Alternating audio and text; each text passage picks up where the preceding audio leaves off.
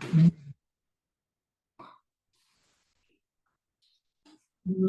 evening, this is Al Nichols, Secretary, I believe, of the Subcommittee of the Parks and Recreation Committee Golf Subcommittee.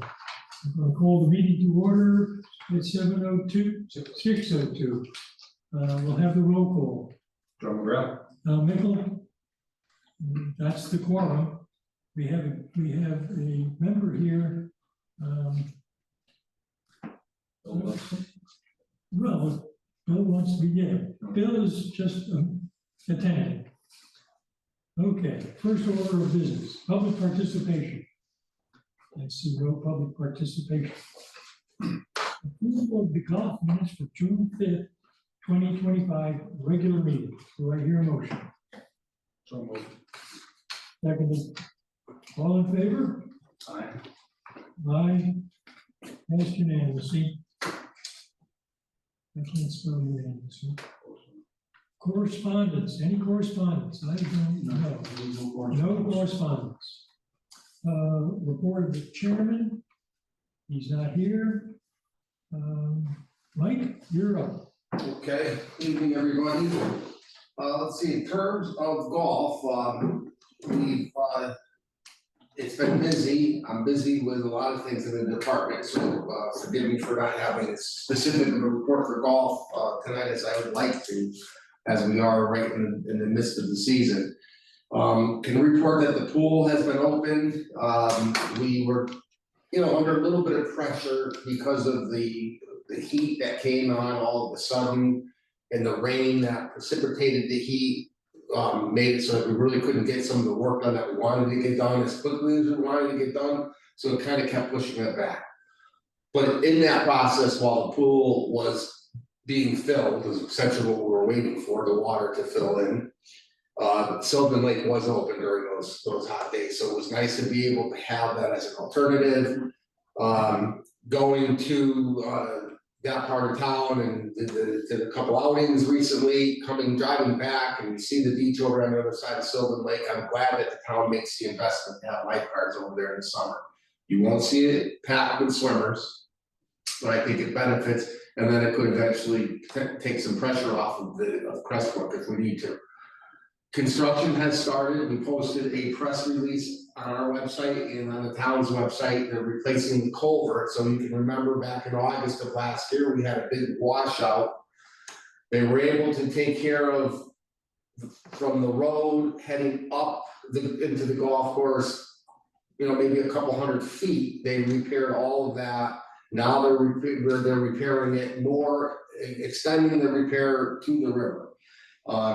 Joe had mentioned to me that that we should look into treating the pond at Crestbrook in a similar fashion that we treat Echo Lake, Sylvan Lake, and Lake Winnemog. And so the way we start that, we have them do an assessment, and then once they assess it and get an idea of what needs to be treated, then we can get an idea of what it would cost. I mean, I have an idea of what it costs us to do Lake Winnemog. I think we could probably make some assumptions based on that information. Although, to your point, it's getting pretty filled in, so it might have to be a little bit heavy. But even sometimes that's the kind of thing you want to maybe pick away at rather than just going in and doing a, nuke it. Yeah. So, we'll let the professionals guide us in that way. And then as part of the construction, unfortunately, they are staging a couple of piles and for the construction up by the gazebo. So there's not much we can do, but I've asked that people don't make reservations for the pavilion. There's no sense bringing, for what little revenue, bringing any people to risk that they're gonna have kids climbing on the stones, which is exactly what I would be doing if I were there and I was a kid. And if anybody brought me a pocket truck, you could leave me there for the summer. So that's about all I have in terms of the report. I didn't get a chance because this is the end of the fiscal year and the start of the new fiscal year. I'd like to have been able to do a report where I could tell the golf committee and the park and recreation committee where we stand year to date for 2025 in comparison year to date 2024. I was able to provide you that last meeting, but I didn't have it ready for tonight. we were trending upward, which is good, and part of that is because we had a couple good tournaments, and the commission, the barter that we no longer have with golf now, has basically allowed us to capture that revenue where we were previously losing it. So that's all I have for report on my report. I had heard from, indirectly, through, from somebody talking to Marty, that Juneteenth ended up being the busiest day the golf course has seen in quite some time. Yeah, it was. It was booked, the whole day was booked out. Yeah, we had a good stretch. Yeah. Around that day too, because that whole weekend, I think, finally might have popped and have been halfway decent. Yeah. Okay. The foreman's not present, the golf professional's not present, and the restaurant representative is not present. But I can report that on Senior Center, we took a bus trip, we ate our lunch there, about 20 people, and it was very good. Okay, any old business? I'll just speak under the restaurant. Okay. Just want to acknowledge that they are very helpful with supporting what happens in that entire park. And it's nice to have that partnership. And I think sometimes I don't want the town to take it for granted how much Joe Romano makes sure it's done for the town.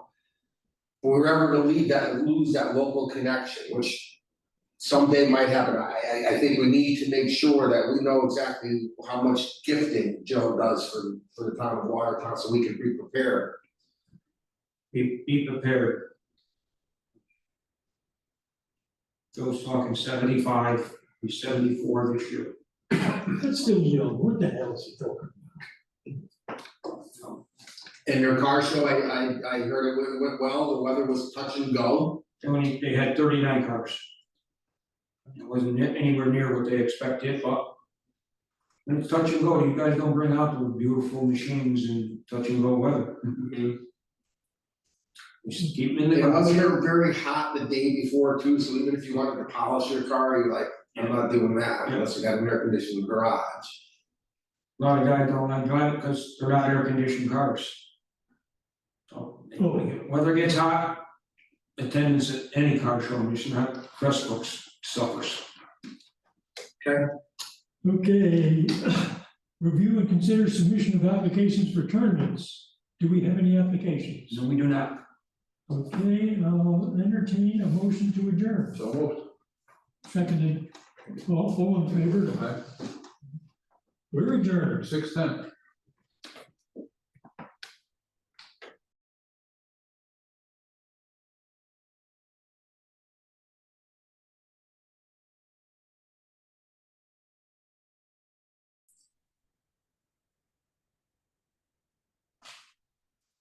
Okay.